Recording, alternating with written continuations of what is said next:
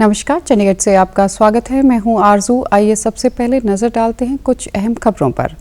राष्ट्र आज पूर्व प्रधानमंत्री अटल बिहारी वाजपेयी को उनके पुण्यतिथि पर श्रद्धांजलि देकर कर रहा है याद।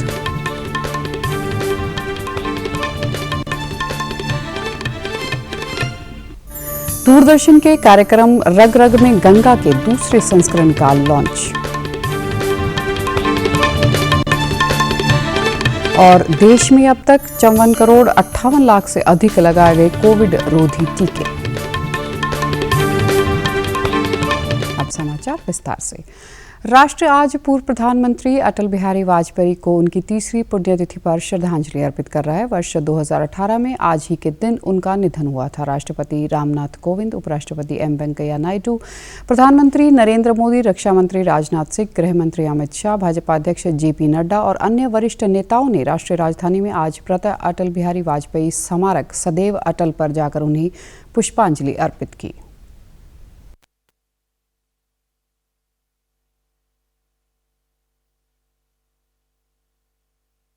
वैष्णव जन तो तेने कहिए जे पीड़ पराई जाने रे। उपराष्ट्रपति वेंकैया नायडू ने एक ट्वीट में कहा कि अटल जी एक दूरदर्शी राजनीतिज्ञ, उत्कृष्ट वक्ता, सक्षम साहित्यकार और कुशल सांसद थे, जिन्होंने अपना पूरा जीवन राष्ट्र की निस्वार्थ सेवा में समर्पित कर दिया। राष्ट्र निर्माण में उनका योगदान हमेशा या आदर और सम्मान के साथ याद किया जाएगा। प्रधानमंत्री नरेंद्र मोदी ने अटल जी के आत्मीय व्यक्तित्व, मधुर और हंसमुख स्वभाव, हाजिर जवाबी तथा राष्ट्र की प्रगति में उनके योगदान का स्मरण किया। उन्होंने कहा कि श्री अटल बिहारी वाजपेयी हमेशा लोगों के दिलों में रहेंगे। हरियाणा के राज्यपाल बंडारू दत्तात्रेय ने भी पूर्व प्रधानमंत्री व जन जन के नेता अटल बिहारी वाजपेयी की पुण्यतिथि पर उन्हें नमन करते हुए श्रद्धांजलि दी है। राज्यपाल ने कहा कि अटल बिहारी वाजपेयी देश के अजात शत्रु नेता थे। उन्होंने कहा कि वह पहले गैर कांग्रेसी प्रधानमंत्री थे, जिन्होंने कई पार्टियों के सहयोग से सफलतापूर्वक सरकार चलाकर देश को मजबूत नेतृत्व प्रदान किया। वाजपेयी जी को राज्यपाल ने एक सच्चा राष्ट्रवादी तथा सच्चा देशभक्त होने के साथ साथ एक आदर्श स्टेट्समैन बताया है। श्री दत्तात्रेय ने कहा कि देश में ग्रामीण विकास, अनुसंधान तथा सुरक्षा को मजबूती प्रदान करने के साथ साथ गांव स्तर पर सड़क संपर्क बढ़ाने में वाजपेयी जी का महत्वपूर्ण योगदान रहा है। उन्होंने कहा कि वाजपेयी जी ने अपनी सरकार के समय देश में सड़क सुविधाओं को मजबूत करते हुए 4 लेन सड़कों की शुरुआत की। देश में दूरभाष सेवा, वायु सेवा बढ़ाने व ग्रामीण क्षेत्रों में पीने के पानी तथा सिंचाई के लिए पानी पहुंचाने की व्यवस्था की। उन्होंने कहा कि वाजपेयी जी के कार्यकाल में हुए विकास कार्यों को देश के लोग आज भी याद करते हैं। राज्यपाल ने कहा कि वाजपेयी ने पोखरण परमाणु परीक्षण करवाकर देश को सामरिक क्षेत्र में सुदृढ़ करने का काम किया तथा उन्हीं के नेतृत्व में देश के सैनिकों ने कारगिल युद्ध में विजय पताका फहराई थी।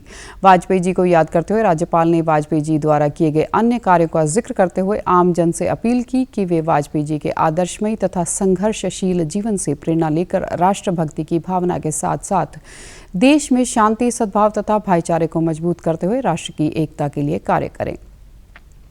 देश की आज़ादी के अमृत महोत्सव के अंतर्गत रग रग में गंगा 2 कार्यक्रम की श्रृंखला को केंद्रीय मंत्रियों गजेंद्र सिंह शेखावत, अनुराग ठाकुर, प्रहलाद पटेल ने आज लॉन्च किया। जल शक्ति राज्य मंत्री प्रहलाद पटेल तथा केंद्रीय सूचना व प्रसारण मंत्री अनुराग ठाकुर सहित अन्य ने संबोधन किया। उन्होंने रग रग में गंगा की पहली संस्करण की सफलता पर बधाई दी और कहा कि गंगा नदी जीवित होने के कारण हम भी जीवित हैं। यह हमारी संस्कृति, विरासत और धरोहर है। भारत की इस पुण्य भूमि पर जीवनदायिनी, मोक्षदायिनी गंगा के गौमुख से लेकर गंगा सागर तक के लंबे सफ़र को जो दूरदर्शन ने 2019 में रग रग में गंगा सीज़न 1 के द्वारा जिस सुंदरता और विस्तार के साथ प्रदर्शित किया है, उसके लिए मैं टीम को बधाई भी देता हूं, लेकिन ये भी कहता हूं कि जब आप पहली बार कुछ अच्छा करते हैं तो दूसरी बार आपसे उससे ज़्यादा अपेक्षाएं बढ़ जाती हैं और आशा करता हूं इस बार उससे बेहतर ही हुआ होगा। इस अवसर पर दूरदर्शन के महानिदेशक मयंक अग्रवाल ने भी संबोधित किया। रग रग में गंगा सीजन 1 हमने 2019 में प्रसारित किया था, उसमें 21 कड़ियां थी। सीजन 2 में आगे बढ़कर अब 26 कड़ियां हैं। पहला कार्यक्रम गंगोत्री से प्रारंभ हुआ था, जबकि अब की बार हम लोगों ने उसको बद्रीनाथ और जोशीमठ से प्रारंभ किया है। 21 अगस्त को दूरदर्शन के कार्यक्रम रग रग में गंगा 2 के पहले एपिसोड का प्रसारण किया जाएगा। हर शनिवार तथा रविवार 8:30 बजे कार्यक्रम का प्रसारण होगा। उन्होंने कहा कि नमामि गंगे के अंतर्गत रग रग में गंगा कार्यक्रम को देश दुनिया में बहुत पसंद किया जा रहा है। स्वच्छ गंगा मिशन के महानिदेशक राजीव रंजन मिश्रा ने भी इस अवसर पर संबोधन किया। प्रधानमंत्री नरेंद्र मोदी टोक्यो 2020 पैरालंपिक खेलों में भाग लेने वाले भारतीय पैरा एथलीट दल से कल सुबह 11 बजे वीडियो कॉन्फ्रेंस के माध्यम से बातचीत करेंगे। टोक्यो पैरालंपिक में भारत के चम्मन पैरा एथलीट 9 खेल स्पर्धाओं में भाग लेंगे। पैरालंपिक खेलों में यह भारत का सबसे बड़ा दल है। केंद्रीय खेल मंत्री अनुराग ठाकुर भी इस दौरान उपस्थित रहेंगे। राष्ट्रव्यापी कोविड टीकाकरण अभियान के अंतर्गत अब तक देश में 54 करोड़ 58 लाख से अधिक कोविड रोधी टीके लगाए जा चुके हैं। स्वास्थ्य मंत्रालय ने बताया कि पिछले 24 घंटों के दौरान 17,43,000 से अधिक लोगों का टीकाकरण किया गया। कोविड से स्वस्थ होने की दर 97.48% है। कल लगभग 36,000 रोगी संक्रमण से स्वस्थ हुए हैं। देश में अब तक 3 करोड़ 14 लाख से अधिक लोग कोविड से स्वस्थ हो चुके हैं। स्वास्थ्य मंत्रालय की ओर से देश में कोविड की स्थिति पर पैनी नजर रखी जा रही है तथा केंद्रीय स्वास्थ्य मंत्री मनसुख मांडविया कोविड की स्थिति के मद्देनजर आज केरल के दौरे पर हैं, क्योंकि केरल में कोरोना संक्रमण के मामलों में वृद्धि हो रही है। उधर चंडीगढ़ में कोरोना से संबंधित स्थिति बेहतर है। यूटी स्वास्थ्य विभाग की ओर से पिछले 24 घंटों के दौरान कोरोना की जांच के लिए 1,506 टेस्ट किए गए, जिनमें से सिर्फ एक मामले में कोरोना होने की पुष्टि हुई है। वह शहर में कोरोना के एक्टिव मामलों की संख्या 44 है। चंडीगढ़ में अब तक 811 कोरोना संक्रमितों की मृत्यु भी हो चुकी है तथा 61,174 कोरोना संक्रमित अब तक स्वस्थ हो चुके हैं। केंद्र शासित प्रदेश चंडीगढ़ में 18 वर्ष से अधिक आयु के लोगों को वैक्सीन की पहली डोज लगाने का 100% लक्ष्य प्राप्त कर लिया है। स्वास्थ्य विभाग के अनुसार शहर में 18 वर्ष से अधिक उम्र के 7,29,822 लोगों का टीकाकरण का लक्ष्य है। वह अब तक 7,38,511 यानी 101.19% लोग वैक्सीन की पहली डोज लगवा चुके हैं तथा 33.88% यानी 2,47,299 लोगों को वैक्सीन की दूसरी डोज दी जा चुकी है।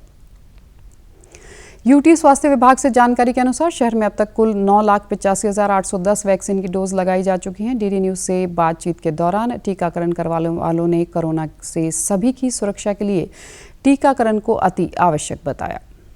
भी अच्छा महसूस कर रहा हूँ और जिन्होंने अभी तक नहीं लगवाई है वो लगवा लें। अच्छा है, प्रोटेक्शन होती है और बाकी सेकंड डोज भी जब टाइम आएगा तो मैं लगवा लूँगा।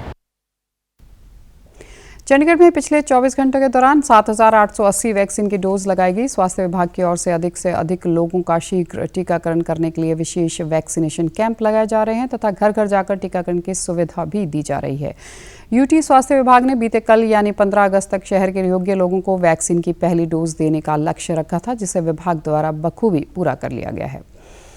केंद्रीय मंत्री धर्मेंद्र प्रधान ने कहा है कि कल स्वतंत्रता दिवस पर लाल किले की प्राचीर से प्रधानमंत्री का संबोधन 21वीं सदी के नए आत्मनिर्भर भारत की उनकी परिकल्पना प्रस्तुत करता है। उन्होंने कहा कि आत्मनिर्भर भारत जलवायु संरक्षण का ध्यान रखते हुए भविष्य के व्यापक विकास को सुनिश्चित करने की योजना है। केंद्रीय शिक्षा मंत्री ने कहा कि प्रधानमंत्री का संबोधन शिक्षा को सबके लिए समान रूप से सुलभ बनाने, बालिकाओं को सशक्त बनाने और उन्हें अपनी क्षमता पहचानने के अवसर उपलब्ध कराने पर बल देता है।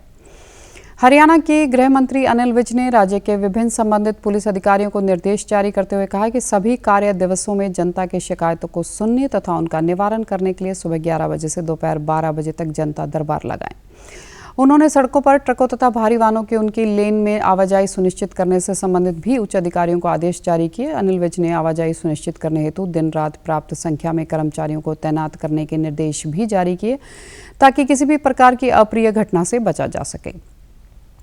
Doctor Ambedkar welfare mission Punjab ने मोहाली के सेक्टर 69 में 75वें स्वतंत्रता दिवस के उपलक्ष्य में उल्लास के साथ स्वतंत्रता दिवस मनाया। राष्ट्रीय ध्वज लहराने की रस्म रिटायर्ड डॉक्टर जगतार सिंह की ओर से निभाई गई। इस अवसर पर वेलफेयर मिशन के प्रधान कुलवंत सिंह, सीनियर उप प्रधान प्यारेलाल सहित अन्य सदस्यों व बुजुर्गों तथा बुद्धिजीवी उपस्थित रहे।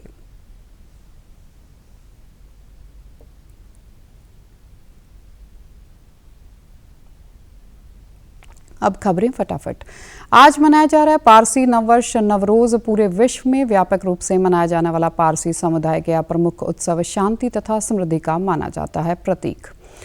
कोरोना वायरस का खतरा अभी टला नहीं है, इसलिए सभी से निवेदन है बाहर जाने के समय मास्क जरूर पहनें, सामाजिक दूरी बनाए रखें, बार बार अपने हाथ साबुन से धोएं और सैनिटाइजर का इस्तेमाल करें। कोविड-19 जिसका कहर संपूर्ण मानव जाति को अपनी आगोश में ले चुका है। टीका या दवाई उपलब्ध होने तक महामारी के खिलाफ मानवता की जंग जारी है। ऐसे में सबसे जरूरी है सावधानी और बचाव। फेस मास्क कोरोना से रोकथाम का सबसे प्रभावी उपाय साबित हुआ है। विश्व स्वास्थ्य संगठन और विशेषज्ञों की शोध का भी यही निष्कर्ष है कि मास्क से मुंह और नाक को अच्छी तरह ढककर कोरोना संक्रमण को कम किया जा सकता है। कोरोना संक्रमण से बचाव के लिए मास्क पहनने के साथ ही जरूरी है मास्क को सही तरीके से पहनना। बहुत से लोग मास्क से नाक और मुंह को सही तरीके से नहीं ढकते हैं, जिससे संक्रमण का खतरा बना रहता है। बिना मास्क या फेस कवर के घर से बाहर निकलने की अभी कल्पना करना भी सही नहीं है। जुड़िए डीडी न्यूज की खास मुहिम मास्क अप इंडिया के साथ। मास्क पहने और अपने मुंह और नाक को अच्छी तरह ढकें। अपने परिवार के सदस्यों और दोस्तों को मास्क पहनने के लिए कहें। Mask up India, mask up India. DD news के माध्यम से सबको बताना है, कोरोना को हराना है, मास्क जरूर लगाना है। Mask up India, mask up India, mask up India.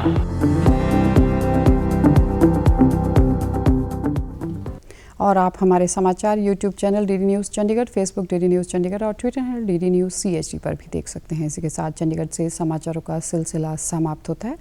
अब मैं स्टूडियो से बाहर जा रही हूँ तो मैं अपना मास्क पहन रही हूँ। आप भी घर से बाहर जाएं तो मास्क ज़रूर पहनें। नमस्कार।